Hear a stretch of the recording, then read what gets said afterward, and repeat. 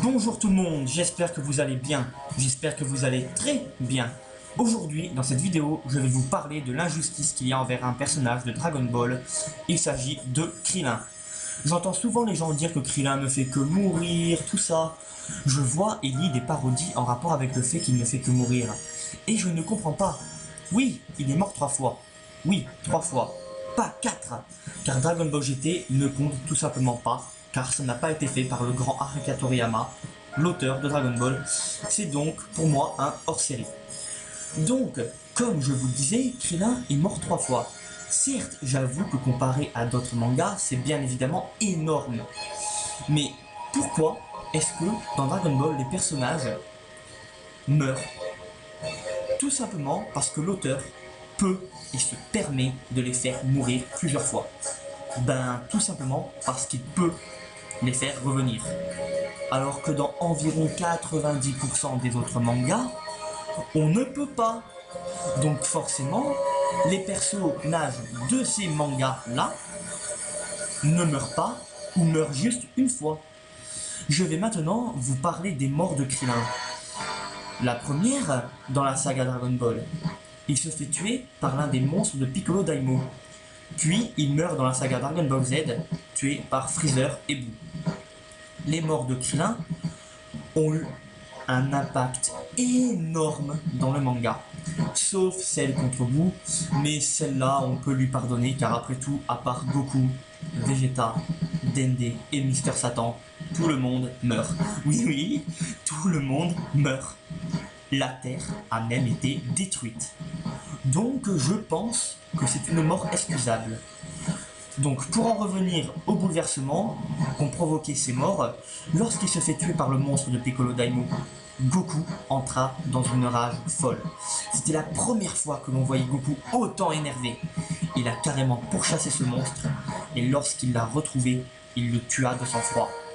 Et c'est à partir de là que Goku s'est mis en tête de vaincre Piccolo Daimyo. Puis, à sa mort contre Freezer, alors là cette mort est extrêmement importante, car c'est grâce à elle si nous connaissons aujourd'hui le Super Saiyajin. Car oui, pour qu'un Saiyan se transforme, il faut qu'il ait subi un entraînement intensif et qu'il soit soumis à une extrême colère. Ce fut le cas pour Goku. Il s'est extrêmement entraîné en venant sur la planète Namek, il s'est entraîné à des gravités folles. Et la mort de Krillin, qui est son meilleur ami, déclencha l'extrême colère nécessaire à sa transformation. Pour finir, je vais vous parler de Krillin. Krillin n'est qu'un terrien. Et je vous signale qu'il a affronté tous les boss du manga. Le mec n'est qu'un petit terrien de rien du tout.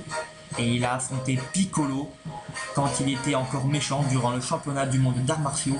Il a affronté Nappa, Vegeta. Et on peut dire qu'il a affronté Raditz, même si ce n'était pas vraiment un combat. Puis sur Namek, il affronta Dodoria, les forces spéciales d'attaque et même Freezer en forme finale. Pendant l'arc Cyborg, il affronta Cell forme parfaite, car oui, l'arc Cyborg commence à la première arrivée de Trunks et se termine à son départ après la mort de Cell. Donc je mets Cell dans l'arc Cyborg. Et lors de l'arc final de Dragon Ball Z, l'arc Boo, il affronta Boo. Donc, voilà, enfin, Krillin, lorsqu'il affronta Boo, ils étaient tous au palais de Dende. Il y avait Krillin, Yamcha, Bulma, tout le monde. Et pour protéger donc sa famille, sa fille et sa femme, et ses amis Yamcha, Bulma, tout ça, Krillin n'hésita pas. Il fonça sur Boo. Il a foncé dans le tas. Il n'a même pas réfléchi une seconde. Bon, oui, certes, il s'est fait transformer en chocolat et bouffer, mais il est allé. Donc tout ça pour vous dire que oui, Krillin est mort 3 fois, mais il faut arrêter de le rabaisser.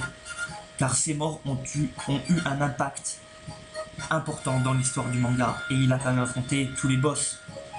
Donc voilà, je trouve que pour un terrien, Krillin gère énormément. Donc je ne comprends pas qu'on le rabaisse et se moque de lui. Voilà, c'est la fin de cette vidéo. Surtout, n'hésitez pas à mettre un pouce bleu, à vous abonner, à la partager et à me dire ce que vous en avez pensé en commentaire.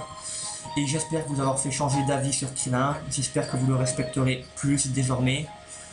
Sur ce, tout le monde, je vous dis, Diane.